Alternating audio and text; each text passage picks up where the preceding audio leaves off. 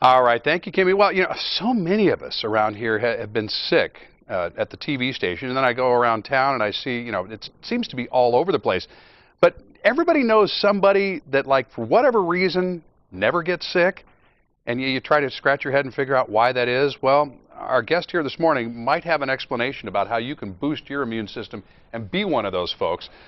We've got Dr. Arvin Jenab here this morning from the Bastyr Clinic. You're up in Sorrento Valley, correct? And what do you advocate at the clinic there? Let's kind of give folks the broad stroke first. Absolutely.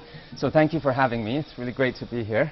I think the most important thing we advocate is to live a healthy lifestyle, keep yourself, minimize stress, and just set up a foundation for health. Live a healthy life and stay strong and healthy so that you avoid disease. Now, avoiding stress, that's a whole lot easier said than done. It is. So how do you coach people through that?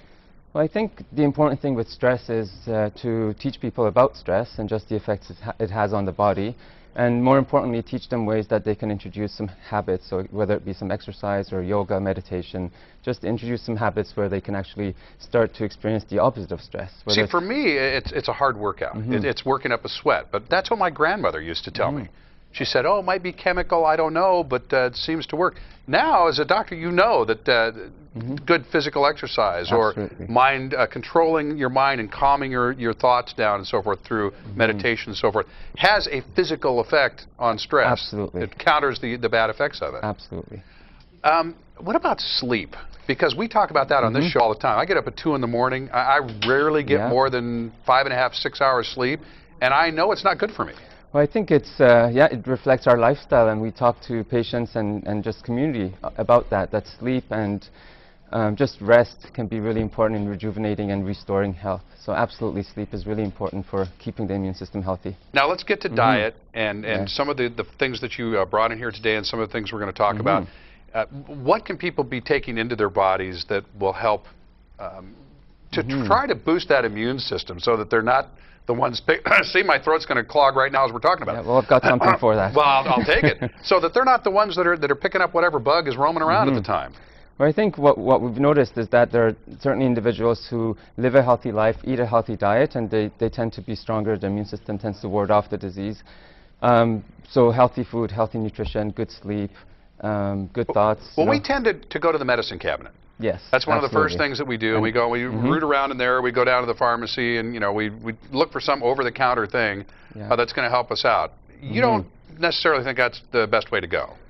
Going to the medicine cabinet? Right. No, absolutely not. We think that the first step could be just, we have a lot of things at home that we could use, so our goal as naturopaths is often to educate patients on how to take care of themselves. So going to the cabinet, and we've got some examples here like garlic, ginger, some herbs like rosemary that we often have in the house, and just going to that and making yourself a nice tea or a nice brothy soup and start drinking that could be a great first step in supporting yourself and your immune system. What is it about some of these herbs? Pick one, any one, and kind of let me know what part of the body it affects. Well, we can talk about any one of them. I mean, garlic and rosemary both have really great antimicrobial properties. So now this is like the rosemary that's growing out in my yard. It actually is right out of one of our staff yards. Absolutely. Beautiful. Yeah, and it grows like a weed here, so you can use this for what? You can use that as an antimicrobial, so it actually has strong antimicrobial properties, which means it can kill bacteria.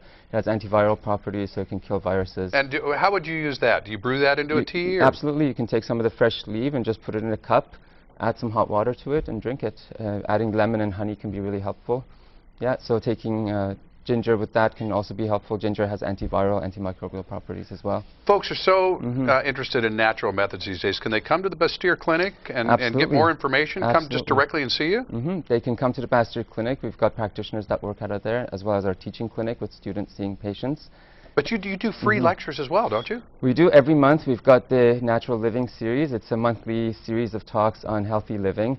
It's much more informative than a 4 or 5 minute segment, so we invite people to come and ask questions and really participate, and it's a great opportunity for us to talk to the community on a broader level. So folks, if that piqued your attention or piqued your interest just a little bit, well, get out to the Bastyr Clinic and get more information. Dr. Jenab, thanks for coming in. Yeah, great to see you. I just want to add that you can find all the information on our website, which is the www.bastyrclinic.org. Bastyrclinic.org. .org. Very good. Thank you so much. Thank you. Thanks for coming in.